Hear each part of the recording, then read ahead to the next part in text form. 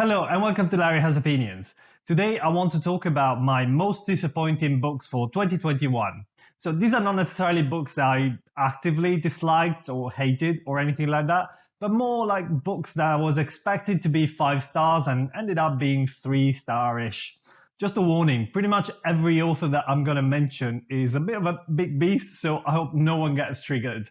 So let's get started. Let's begin with fantasy. I know this might upset a few people, but Small Gods by Terry Pratchett.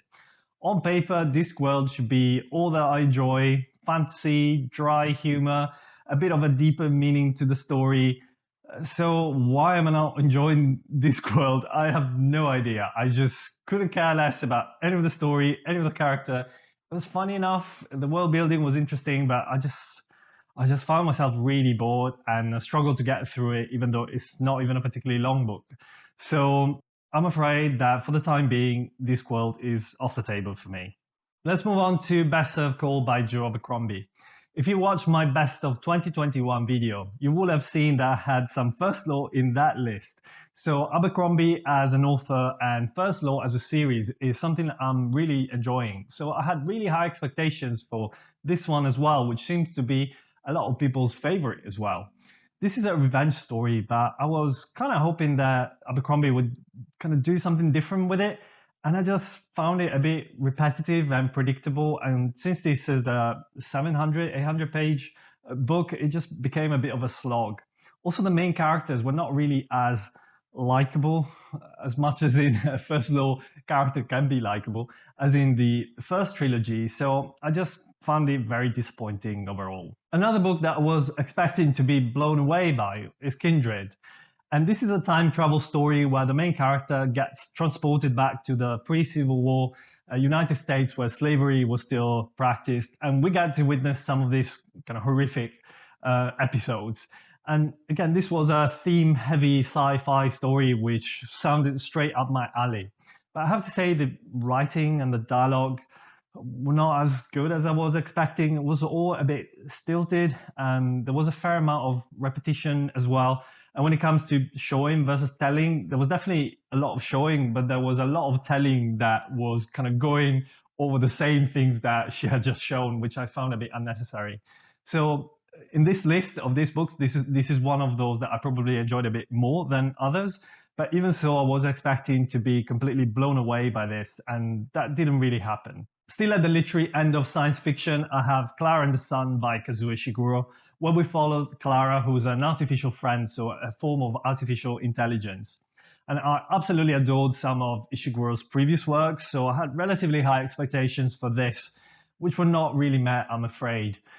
This didn't really work as a science fiction story because the world building and the implication of this technology were not remotely explored in any convincing way. However, it was also quite clear that that's not really what Ishiguro was trying to do. He was more going for an allegory or a fairy tale sort of narrative, but it didn't really marry up well with the concept of artificial intelligence, in my opinion.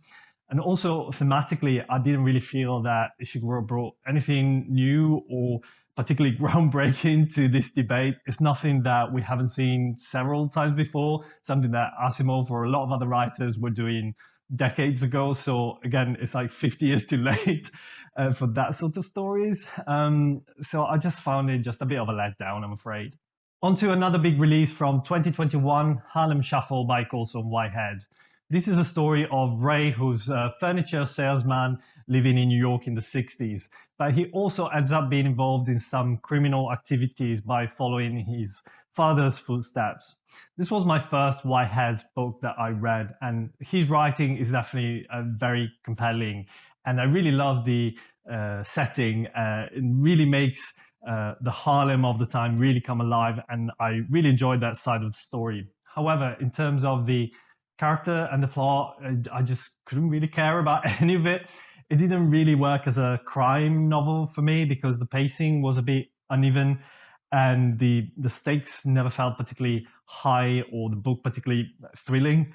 And it didn't really fully work thematically either because the themes always kind of stay in the background. They were never fully explored or fleshed out, in my opinion. So I'm afraid that it was another letdown for me from last year. And from a new release now, let's move on to a classic, and that's Giovanni's Room by James Baldwin, which followed this American man traveling through France and struggling to come to terms with his own sexuality. Every single review that I had previously heard about this book was absolutely always in such glowing terms that perhaps my expectations might have been slightly unrealistic. But I really didn't connect with the story of the characters or any of it. I found it quite boring, if I'm honest. And an odd combination, because while I found it boring overall, I also found it very over the top and melodramatic on the other hand. Some of the things that happened towards the end I thought were a bit unnecessary and, as I said, over the top, and didn't make the story any less dull, if it makes sense. I know it's a very unpopular opinion, but I kind of almost struggled to finish it, even though it's a pretty short book. So I'm not entirely sure why people love it so much, but it didn't really work for me, I'm afraid. And then lastly, another very unpopular opinion, but I have The Count of Monte Cristo by Alexandre Dumas. It doesn't really need a lot of introductions, and even my view, I guess, is more nuanced than some of the other books that I talked about today.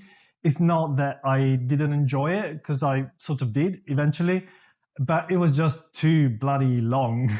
So the effort versus reward ratio was just a bit too skewed. It's not good enough to justify its size, in my opinion. I guess there's a good reason for it being so long, is that Dumas was being paid by the hour and this was serialized, so why wouldn't he not try to stretch things out as much as he could get away with? But from a reader's perspective, I could have read like 4 or 5 normal books for that amount of effort, and I don't think it justifies its size, in my view. I think if I had picked up an abridged version, I would have probably liked it a lot more. But that's the reason why it makes this list. I hope you guys liked this video. Please give me a thumbs up. Let me know in the comments what your most disappointed read from 2021 was. Join our Discord, the link is in the description box, and I'll see you the next time.